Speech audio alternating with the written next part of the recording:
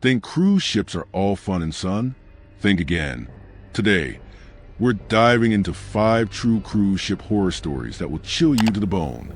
Before we start, hit that like button, subscribe, and drop a comment telling us which story scares you the most. Let's get into it. Have you ever felt that prickling sensation on the back of your neck? The kind that tells you someone or something is watching? Most people dismiss it, chalk it up to imagination or paranoia. But what if that feeling followed you across cities, across countries, even across the sea? That's exactly what happened to me, and I still can't explain it. My name is Shelby, and what I'm about to tell you is something I've buried deep in my memory for years. It's a story of grief, a solo journey, and a presence I couldn't escape, no matter where I went. 8 years ago, I lost my husband Antonio in a motorcycle accident. He had been my world, my closest companion, and losing him left an emptiness that no one could fill. We had both grown up in Italy, dreaming of adventures in far-off lands, especially Greece. Antonio had always wanted to explore the ancient ruins, the sparkling seas, and the whitewashed streets of Santorini. But life had other plans. I never took the trip with him, and for years I regretted it. In the spring of 2018, I decided to finally honor his dream. I booked a cruise, something I thought would be safer than traveling alone, a structured itinerary where I could explore 6 cities without the worry of getting lost. The cruise was with Celebrity Cruise Line, and it promised stops in Athens, Santorini, Ephesus, Mkos, Volos, Thessaloniki, and back to Athens. I should have felt excitement, but grief is a strange companion. It crept into every thought, turning what should have been joy into melancholy. The first evening, I allowed myself a little indulgence. 1 glass of wine became 3, then 5, and eventually I found myself in a dimly lit bar in Athens, nursing martini after martini. I was lost in thought when I noticed him, a man, perhaps in his early 40s, long brown hair, unkempt beard, standing at the far end of the bar. His gaze was fixed on me, intense and unsettling. At first, I brushed it off as curiosity, maybe someone admiring me, but his stare felt predatory, almost like it could see straight through me. I tried to ignore him, convinced it was a one-off. But as the night wore on, I caught glimpses of him again and again. The unease was inescapable. I left the bar early. The image of his eyes burned into my mind. I told myself it was just alcohol playing tricks, that I'd imagined the intensity of his gaze. By the time the ship pulled away from Athens, I had almost convinced myself it was nothing. The next city, Ephesus, offered the same mix of awe and melancholy. I wandered ancient ruins, tried local foods, and attempted to immerse myself in history. But as evening fell, I noticed him again, or at least someone who looked exactly like him. My heart raced. Was it possible I was seeing the same man? I couldn't be sure. Maybe it was coincidence. Maybe my mind was projecting fear onto a stranger. Still, a knot of anxiety had settled in my stomach, and I couldn't shake it. By Mkos, the pattern was undeniable. Sitting alone in an outdoor bar, I saw him leaning against a light fixture, arms crossed, head tilted in my direction. His clothing hadn't changed. The sheer improbability of it sent chills down my spine. I was alone, vulnerable, in a foreign country, and this man seemed to anticipate my every move. My palms were clammy, my mind racing with worst-case scenarios. I glanced around. He was gone. Relief should have followed, but it didn't. Fear had taken root, growing with each heartbeat. I spent the remainder of the day avoiding bars, trying to blend in with crowds, always aware of the shadows. That night, instead of retreating to my cabin, I explored the ship in hopes of confirming what I had seen. After hours of searching, he was nowhere to be found. Exhausted and on edge, I went to bed, hoping that sleep would erase the lingering terror. The next morning in Volos, I stationed myself at the gangway, determined to see him disembark, or at least verify my suspicions. Hundreds of passengers passed before me, each faced a potential threat, each movement scrutinized by my anxious eyes. But he didn't appear. My relief was fleeting. The stranger become an enigma, a shadow following me across cities, but somehow always eluding capture. I spent the day by the pool, still haunted by the memory of his gaze. Finally, Thessaloniki arrived. I tried to steel myself, convincing myself to enjoy the city, admire the architecture, and let the sun's warmth soothe my nerves. And then, impossibly, he appeared, a few streets down, standing in the middle of the road, arms at his sides, watching me. Adrenaline surged through my veins, a mixture of fear and defiance. I called out, and he ran, vanishing around a corner before I could reach him. I chased him through winding streets, my heartbeat echoing in my ears. But he simply disappeared, leaving me alone and bewildered. Returning home did not end the terror. Sleepless nights and obsessive research followed. Police reports offered no explanation, and the only clue emerged from missing person advertisements online. One photograph froze me in place. A man resembling my stalker, missing, confirmed dead in a boating accident off Para, Greece. The coincidence was horrifying. His death date matched the exact day my husband had passed, 2 years apart. My hands shook, a chill running from my shoulders to my fingertips. Rational explanations failed me. Coincidence? Delusion? Something more sinister? I had no answers, only the lingering weight of that man's presence. Even years later, I saw him again fleetingly at a family wedding in Athens. A glimpse, just a second, standing by a bar, head pointed in my direction. My mind screamed to rationalize, but the fear, the disbelief, and the sorrow of my loss mingled in a complex web. I vowed never to return to Greece, the land had become both a dream and a nightmare. The memory of that cruise remains etched in me. The salty sea air mingled with dread, the shadows that seemed to move on their own, the feeling that someone or something was always watching. I try to rationalize, to dismiss it as grief or paranoia. But sometimes, even rational minds cannot explain the inexplicable. And some fears never truly leave you, no matter how far you travel.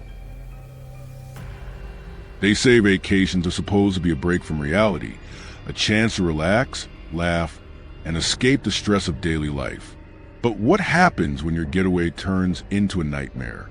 My name is Devin, and last summer, what should have been a carefree Bahamas cruise with my closest friends became one of the most terrifying experiences of my life. It started innocuously with laughter, alcohol, and the sun kissing our skin, but by the end, I realized just how vulnerable a single person can be, even in the safest seeming environments. I was a senior at Rowan University in South Jersey, living a hectic life filled with classes, Greek life, drama, and the endless grind of social obligations. My friends and I, Taylor, Messina, and another Taylor, decided we deserve a reward for surviving a grueling semester. We booked a carnival cruise to Bahamas, eager to drink, party, and forget about the world for a few days. It was our first time legally able to indulge, and we intended to do it fully. Paradise Island was our first stop, and I remember the exhilaration of stepping off the boat into the warm sun, the sand beneath our feet, and the salty breeze lifting our spirits. The first night was wild. We laughed, flirted with strangers, and indulged in cocktails far stronger than we were accustomed to. I remember vividly ordering drinks for everyone, attempting a quick selfie, and feeling the bubbly rush of alcohol and joy. But the carefree feeling was shattered when I realized my phone was missing. My stomach dropped. I had left it on the bar while grabbing drinks, and now it was gone. Panic bubbled up as I imagined someone with access to all my personal information, watching my movements. For the first time, I felt a chill amid the tropical warmth. I convinced myself someone had found it and turned it into lost and found, but when I checked, nothing had been reported. The next day, I tried to ignore the loss, determined not to let it ruin our trip. But curiosity and anxiety kept drawing me back to the issue. I pulled out my laptop to track the phone's location. My heart stopped. The little blue, indicating its location, wasn't on the island. It was on the boat. My blood ran cold. Someone had it, and they were moving with me, The realization that someone might be intentionally following me sent a jolt of fear through my veins. I confronted Taylor, the one friend who seemed suspiciously amused by my distress. She insisted she didn't know what happened to the phone, but I could see the smirk she tried to hide. Tensions escalated. I demanded she empty her pockets, check her purse, but the phone wasn't there. Frustration and fear clashed inside me. For the next 2 days, I avoided her, spending hours obsessively tracking the phone's location, realizing more and more that it seemed to shadow me wherever I went. It was on the final night that things escalated to true terror. I returned to my room, exhausted, hoping to relax. But a slip of curiosity led me to check my phone's location one last time. The blue was not on the boat. It was at my house, thousands of miles away. My heart froze. I screamed, waking my father. Within minutes, he was outside, brandishing a rifle, ready to protect me from the invisible threat. And then I saw him, or someone, jumping our side gate, sprinting down the street. My father fired a warning shot, and the figure disappeared. I was left trembling, realizing that someone had been tracking me, learning my habits, and planning to invade my home. The weeks that followed were some of the most frightening of my life. Envelopes began arriving, candid photos of me at my daily routines, shopping, walking to my car, oblivious to the camera. Whoever had my phone had all my information, my address, contacts, even personal photos. It felt like a violation of every boundary I had ever known. The police were involved, but their response was limited. They documented the reports, attempted to investigate, but the perpetrator remained elusive. Each envelope was a chilling reminder that the threat was real, that my privacy had been completely destroyed, and that someone could have been inside my home while I was oblivious. Every day was a balance of fear and vigilance. I moved apartments, changed contact information, and implemented every security measure I could think of: cameras, locks, alarms. But the sense of violation lingered. I couldn't sleep without checking the windows, the doors, the perimeter of my new home. I avoided going out alone, constantly scanning for anyone following me, anyone with access to my life. The psychological impact was enormous. I realized that in moments of vulnerability, our trust in technology can be exploited and our private lives exposed without warning. The most haunting part of the experience was not the theft itself, nor the missing belongings. It was the awareness that someone had penetrated my personal space without detection, that my every move had been watched. The cruise, which had begun as a celebration, became a terrifying reminder of how quickly a dream vacation can turn into a nightmare. Every sound at night, every shadow in the hallway, every notification on my new devices triggered memories of those helpless hours when I realized just how exposed I had been. Looking back, it's almost surreal. I had always dreamed of adventure, of the freedom of travel, of living fully, but this experience shattered that sense of security. It taught me the fragility of our perceived safety, the vulnerability that comes with trusting others, and the terrifying reality of digital exposure. Even now, the memory lingers, a constant reminder to be vigilant, to never underestimate the cunning of those who seek to exploit our trust. I share this story not to frighten unnecessarily, but to illuminate a truth we often ignore. Danger can lurk in the most unsuspecting places, and sometimes it follows you home.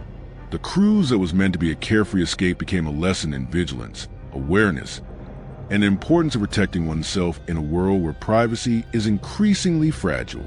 For anyone planning to travel, remember that fun can quickly turn into fear, and that awareness is as important as enjoyment.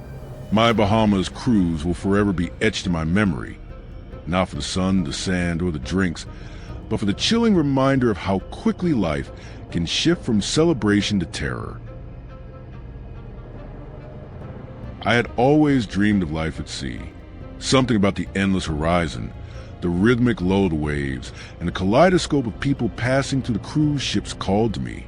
I imagined bartending under the stars, listening to stories from strangers from around the world, and feeling like I was part of a world larger than my own. I was young, mid-20s, with a few years of bartending experience tucked under my belt, and when Royal Caribbean offered me a position, I jumped at the opportunity.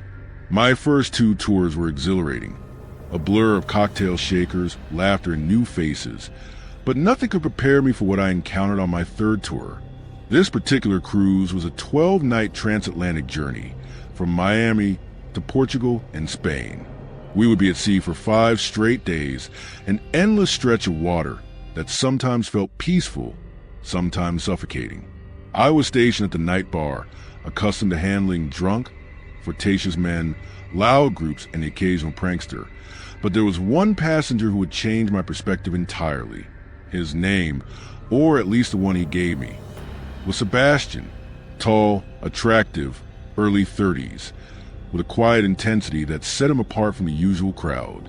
Unlike the other passengers who came and went, Sebastian was there night after night, nursing his drinks, observing, and somehow always catching my eye. At first, I chalked it up to coincidence. People gravitate toward familiar faces, right? But then we began to talk. He shared snippets of his life with me, but always cautiously, as if he were testing the waters before revealing too much. There was a sorrow in his light green eyes, a melancholy that seemed out of place on a cruise ship designed for escape and pleasure. I didn't know much about him at first, but each night I found myself looking forward to our conversations. He spoke of lost love, betrayal, and heartbreak, revealing intimate details about his personal life, particularly a troubled marriage with his wife Sasha. He told me, with surprising clarity, about her affair with his best friend Charles. The level of detail was almost unsettling, yet there was an honesty in his words that drew me in. I poured drinks and listened, my instincts telling me to remain professional, yet part of me wanted to comfort him, to make him feel less alone. By the 3rd night, Sebastian opened up fully. He described the isolation he felt on the ship, hoping the vast ocean would allow him to forget the pain of his personal life. I didn't know how to react other than to continue serving him drinks, offering a sympathetic ear. When the night before docking in Ponta Delgada arrived, he thanked me for being there, for listening. "You've made this trip bearable," he said, his voice tinged with vulnerability. Then he offered to buy me a drink as a token of gratitude. Normally, I would have politely declined, keeping strict professional boundaries, but something about the sincerity in his tone, combined with his apparent vulnerability, made me relent. I agreed, letting him prepare the drink behind the bar. It was a decision I would soon regret. The drink tasted fine at first, but within minutes, a heavy drowsiness overcame me.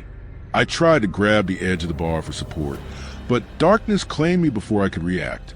I didn't have time to scream, or even understand what was happening. When I awoke, it wasn't the bar I saw. It was my own room, but it was in disarray, as if a tornado had ripped through it. Panic surged as I realized I was tied to my bed, a towel stuffed in my mouth. My mind raced. Had I been attacked? My personal belongings were gone. My jewelry, phone, and suitcase had vanished. The safe lay open, emptied. The reality of the situation hit me like a tidal wave. I had been victimized, deceived, and violated by someone I had trusted, someone who had exploited my kindness and empathy. It took an hour for room service to find and free me, but even then, relief was mixed with terror. The cruise was still underway, pulling out of Jamaica, and Sebastian, the man who had orchestrated this nightmare, was nowhere to be found. Security footage later revealed that he had disembarked early in Ponta Delgada, never returning to the ship. Despite having what seemed like complete identification information, including real passports, addresses, and previous employment records, the man had vanished. Royal Caribbean assured me they would search and promise compensation, but a fact remained. Someone had targeted me, exploited my trust, and disappeared without a trace. The aftermath was harrowing. For weeks, envelopes began arriving at my apartment. Photographs of me captured while shopping, walking, and living my daily life, completely unaware of surveillance. Whoever had accessed my phone had every piece of information they needed. My home address, contacts, photos, routines. It was a calculated, meticulous invasion of privacy that left me constantly on edge. Leaving the house became an exercise in fear. Going to work, running errands, or even stepping out for a walk required constant vigilance, a mental checklist of security measures, and a haunting knowledge that the person who had violated me might still be out there, watching. Every day became a battle between trying to maintain normalcy and managing the terror that threatened to consume me. I moved apartments, changed my phone numbers, updated all online accounts, and installed multiple layers of security. Cameras, locks, alarms. Nothing felt adequate. Every noise in the night triggered panic. Every shadow at the window became a potential threat. Sleep was elusive. Dreams were haunted by the memory of Sebastian's deceit, the betrayal of someone I had trusted, and the terrifying vulnerability of being targeted by a calculated predator. Psychologically, the experience was devastating. I questioned myself constantly. Why had I allowed this to happen? How had I been so naive? But beyond self-blame, there was a chilling realization of the reality of human cunning. The careful planning, the use of my trust and empathy against me, and the technical skill to access personal information. It was a combination of psychological manipulation and premeditated action that left me shaken to my core. Even months later, the trauma lingered. I avoided cruise ships entirely, abandoning the dream that had once filled me with excitement. Bartending, too, became fraught with anxiety. What once felt like a calling now seemed like a potential threat. The allure of adventure and travel had been replaced with vigilance, suspicion, and the weight of vulnerability. The man who had so skillfully violated my personal space had altered my life in ways I could never have anticipated. And despite all precautions, the fear never fully disappeared. The envelopes, the photographs, and the knowledge of what he could have accessed left a permanent scar on my sense of security. This experience serves as a grim reminder of the dangers that lurk in unexpected places. Trust, when exploited, can have devastating consequences. Technology meant to connect and enhance our lives can be weaponized against us, leaving us exposed and helpless. The cruise that promised adventure and freedom became a living nightmare, a stark lesson in the importance of caution, vigilance, and awareness. Even in environments designed for relaxation and enjoyment, the potential for danger exists, often hidden behind charming smiles and seemingly harmless interactions. I share this story not for shock value, but to highlight the reality of personal vulnerability. The cruise industry, while generally safe, is not immune to individuals with malicious intent. Empathy, trust, and kindness, qualities we value, can be exploited, and the consequences can be life-altering. My Bahamas cruise transformed from a dream into a cautionary tale, a personal testament to the fragility of safety in an increasingly interconnected world. Looking back, I realize how fragile our sense of security can be, and how quickly normalcy can shift into fear. What started as a dream job, a chance to live among the waves and the stars, turned into a life-altering ordeal. I survived, but I will never be the same. Each time I think of the man who called himself Sebastian, I remember the meticulous planning, the betrayal, and the profound violation of trust. I also remember the lessons about vigilance, caution, and the importance of safeguarding personal information. The cruise ended, but its impact lingers, a reminder that even in paradise, danger can be closer than you think. Ever since I could remember, I dreamed of escaping the pressures of college life, the endless responsibilities, and the constant judgment of my peers. By the time I turned 21, I was ready for something wild, liberating, and unforgettable. That opportunity came in the form of a Bahamas cruise with a few of my closest friends, Taylor, Messina, and another Taylor. We were all exhausted from the grind of college, Greek life drama, and relentless schoolwork. Our mission was simple: drink, have fun, and enjoy the temporary freedom that only a vacation could provide. The cruise line we booked was Carnival, promising stops at a few Bahamian islands before returning to New York City. Our first stop was Paradise Island, a name that immediately set our expectations sky high. We arrived, buzzing with excitement, eager to explore and indulge in everything the island had to offer. Drinks flowed freely. Laughter erupted at every corner, and the nightlife was intoxicating.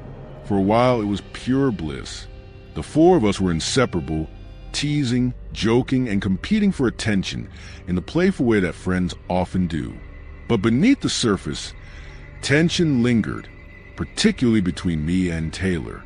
We had our differences, petty arguments and moments of jealousy, but I never expected these issues to spiral into something much darker. One night, after a particularly wild evening at the bar, Messina asked me to grab her a drink. I complied, balancing drinks in both hands while taking a few selfies to commemorate the night. Taylor, already tipsy, called Messina over, who bounded away, leaving her drink behind.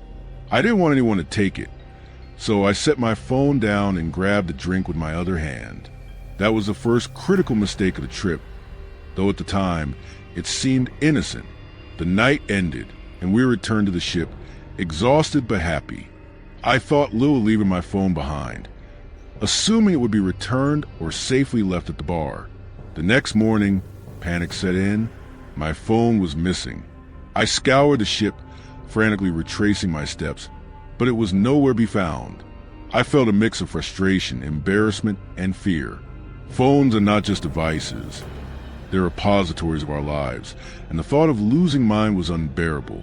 I used my laptop to locate it, hoping that someone had found it and turned it in. The location pinged somewhere on the ship, but lost and found had no record of it. That's when the unsettling thought struck me. Someone on the ship had my phone, and they were moving with me. At first, I suspected Taylor. Her smirk and subtle amusement didn't help my paranoia. I confronted her, showing a location pinging near me, but she denied any involvement. Her dismissive attitude fueled my anxiety, and for the first time, I realized the depth of the vulnerability I faced. The ship, once a haven for fun and freedom, felt claustrophobic and threatening. Every glance, every shadow, every casual passerby could conceal the person who now had access to my private information. As the cruise continued, the situation escalated. The location ping remained unnervingly close, following me from the arcade to the pool deck to my room. Whoever had my phone knew my movements, my habits, and my routines. Fear gnawed at me constantly. Even when I tried to relax, the knowledge of someone tracking me made every activity, no matter how mundane, an ordeal. The idyllic images of the Bahamian islands faded, replaced by paranoia and dread. Then came the envelope. A simple, nondescript envelope slipped under my cabin door, containing a handwritten letter. It was brief, unsettling, and invasive. A man named Bart Vikinski had allegedly found my phone, read through it, and become infatuated with me. The language of the letter was casual, almost playful, yet its implications were horrifying. He knew where I was staying, what I was doing, and had the audacity to confess his love through a letter. My heart raced, my stomach turned, and my sense of security crumbled. The cruise security team was of little help, dismissing the incident as trivial or unprovable. Despite the measures I took, checking my phone's location constantly, avoiding alone time, staying close to friends, the fear persisted.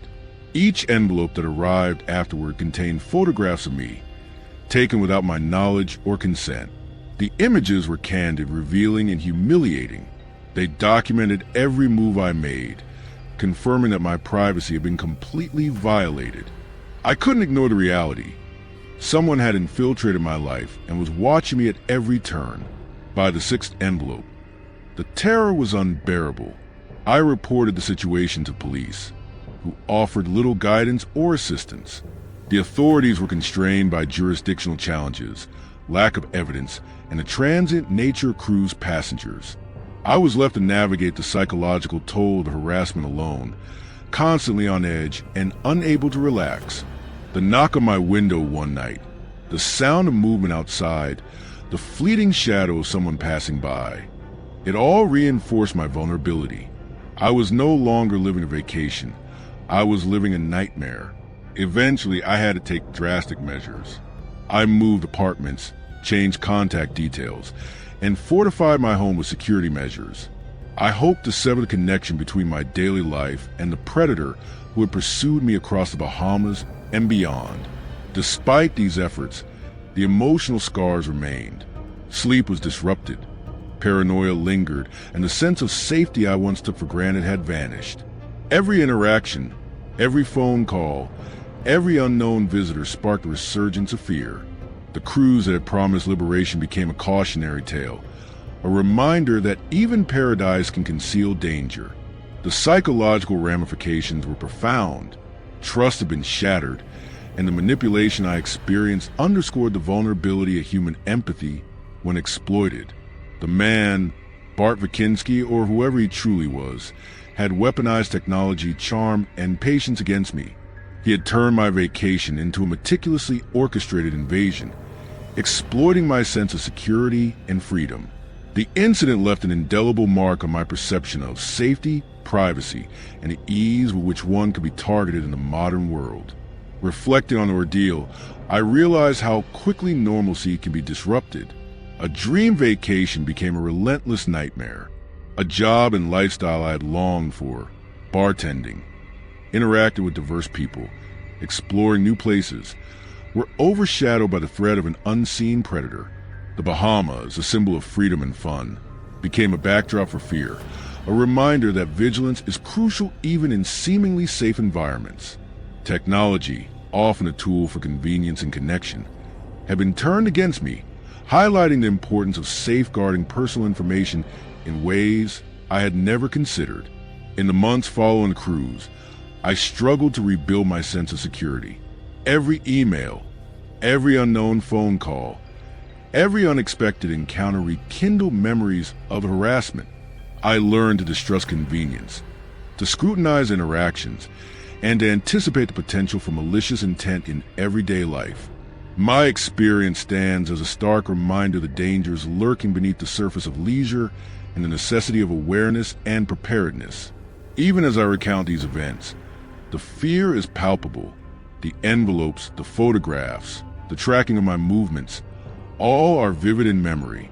The sense of violation, the betrayal of trust, and the relentless psychological assault serve as a constant reminder of the fragility of safety in a world where technology can be exploited and empathy can be manipulated. My Bahamas cruise, meant to be an escape, transformed into a crucible of fear, teaching lessons I wish I never had to learn. Ultimately, the incident reshaped my outlook on life, travel, and human interaction. I survived, but not without cost. My perspective on trust, privacy, and vulnerability shifted permanently. The cruise, the islands, the friends, they are now interwoven with a cautionary tale of how quickly freedom can be overshadowed by danger. I share this story not for shock value, but as a warning. Vigilance, awareness, and preparation are essential, even in places that promise joy and adventure. The man who pursued me remains unidentified. His motives, his methods, and his current whereabouts are unknown. What I do know is that he demonstrated how easily someone can exploit trust and technology to orchestrate a campaign of fear. The experience has left me wary, vigilant, and forever changed. The Bahamas cruise, once a symbol of youthful freedom, is now a haunting memory of the consequences of misplaced trust and the importance of safeguarding oneself in a world where threats can emerge from unexpected places. I had always loved the sea. There was something about the way the horizon stretched endlessly, the rhythmic crash of waves, and the salty tang in the air that made me feel alive. By my mid-20s, I had transformed this fascination into a career. Bartending on a cruise ship seemed like the perfect blend of work and adventure, a dream job that allowed me to meet people from all walks of life, hear their stories, and live day-to-day surrounded by the vast, unpredictable ocean. The Mediterranean cruise that changed my life began like any other. I was assigned to a 10-night journey that would cover Italy, Greece, and parts of Turkey. The passengers were a mix of honeymooners, retirees, and first-time travelers. Most nights were predictable. I'd work the bar, serve drinks, laugh with tourists, and occasionally fend off flirtatious, inebriated men. I thought I was prepared for anything. I wasn't. It was the second night when I first noticed him. He wasn't loud, nor was he trying to get attention. He simply appeared at the edge of my vision, always standing near the bar, observing. I caught myself looking at him a few times, wondering why he seemed so familiar, so unsettling, yet somehow impossible to place. He was tall, mid-30s, with dark, slick-back hair and eyes that seemed to pierce right through me. There was a sadness about him that was impossible to ignore.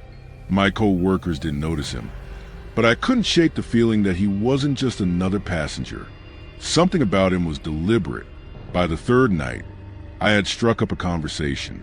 He introduced himself as Adrian, claiming he was traveling alone to escape the stress of work and a recent breakup. The story felt rehearsed, but I listened anyway, offering polite sympathy while continuing my work. He returned night after night, always lingering, always watching, always speaking just enough to maintain a presence without revealing too much. It was both comforting and unnerving, a contradiction I couldn't reconcile. The first incident happened on the fourth night. I had closed the bar, tidying up as usual, when I noticed a faint tapping on the window behind me. At first, I assumed it was a tree branch or a passenger's playful mischief, but the taps became deliberate, rhythmic, almost like someone was counting seconds or sending a silent message. My heart pounded as I looked around. The bar was empty, the deck silent except for the hum of the ship. I brushed it off, convincing myself it was a trick of my imagination, but an unease had settled in my chest that refused to leave. The following day, we docked in Santorini. I had a few hours off and decided to explore the town. The narrow streets, whitewashed buildings, and blue-domed churches were picturesque, yet my mind was only half present. Everywhere I looked, I had a gnawing suspicion that someone was following me. I turned corners, expecting to see Adrian, but found nothing. Still, the feeling of being watched lingered, a shadow at the edge of my awareness. When I returned to the ship, I felt relief, thinking the encounter had been imaginary. I was wrong. That night, as I prepared the bar for evening service, I found a small envelope tucked behind a stack of clean napkins. There was no name, no indication of who it was from. Inside was a photograph of me from earlier that day in Santorini, taken candidly as I walked down the main street. My stomach dropped. Someone had been watching me, following me without my knowledge. Adrian was the only person I had noticed lingering consistently. Could it really be him? I tried to remain professional, pushing the thought aside, but it haunted me with every step. The days that followed escalated in both intensity and terror. I began noticing subtle things. Drinks I hadn't prepared removed, personal items subtly rearranged, and fleeting glimpses of a figure in the reflection of mirrors or glass. The crew noticed nothing. The passengers noticed nothing. Yet the feeling of being hunted grew stronger. Adrian's presence became more invasive, not through direct action, but through an oppressive awareness that I couldn't shake. He wasn't just a passenger. He had become a shadow, an omnipresent force on the ship. By the seventh night, the psychological strain reached a breaking point. I had taken extra precautions, hiding my valuables, locking the bar at times when I could, and even skipping meals alone. Yet, despite these measures, he managed to infiltrate my personal space. A second envelope appeared that night, this one containing another photograph, this time of me behind the bar, serving drinks. The precision, timing, and audacity were chilling. He knew my schedule, my movements, and my routines.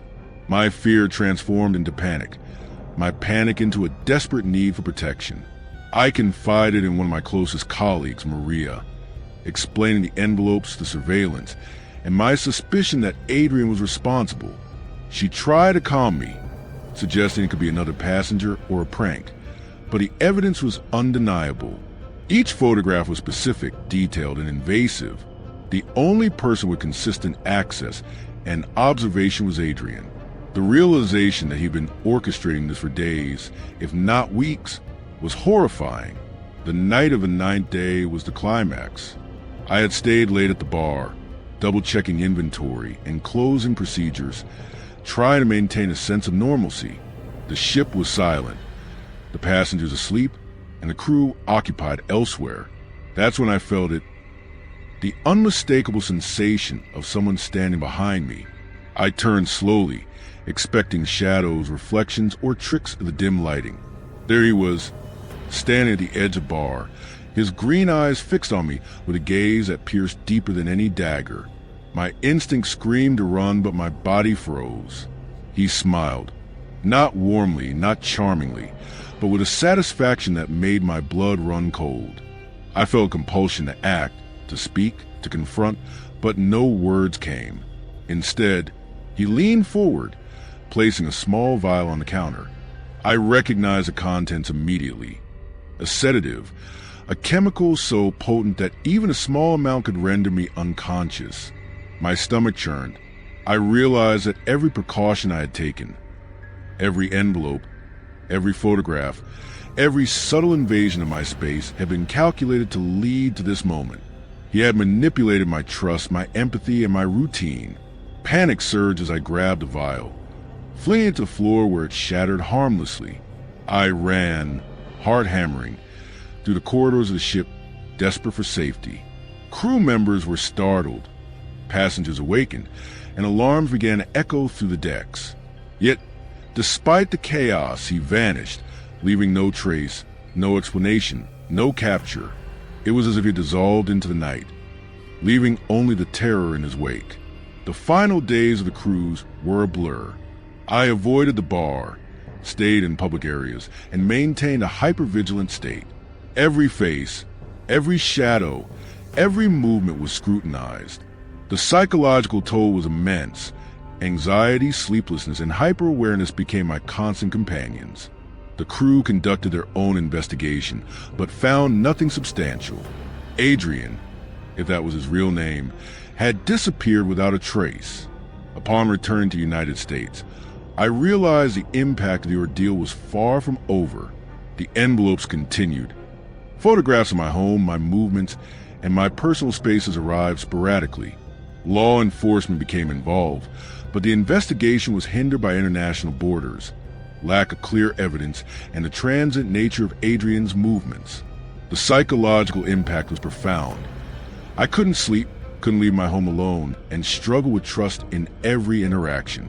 It has been months since that cruise, yet the fear lingers. I have strengthened security measures, changed my contact information, and remain hyper-aware of my surroundings. My dream job, once a source of freedom and excitement, became a nightmare. The man, Adrian, remains unidentified, his motives unknown, his presence a haunting memory etched into every aspect of my life. Reflecting on the experience, I understand the importance of vigilance, boundaries, and the awareness that danger can emerge in even the most controlled environments. Empathy and kindness are strengths, but they can be exploited by those with malevolent intent. My survival was not just a matter of luck, but of awareness, instinct, and a refusal to be passive in the face of threat. This story, though terrifying, serves as a reminder. The world is unpredictable. The sea is vast and beautiful, but danger can lurk in the most unsuspecting places. Trust must be earned, awareness must be constant, and survival often depends on recognizing threats before they strike. The cruise, once a symbol of adventure and freedom, now represents caution, vigilance, and the harsh lesson that even dreams can turn into nightmares. Those were 5 of the most disturbing true cruise ship horror stories ever told. If you thought cruising was all fun and relaxation, think again. Which story freaked you out the most? Let us know in the comments below. Don't forget to like this video, subscribe to the channel, and hit the bell icon so you never miss another terrifying true story. And remember, sometimes reality is far scarier than fiction. Thanks for watching and stay safe out there.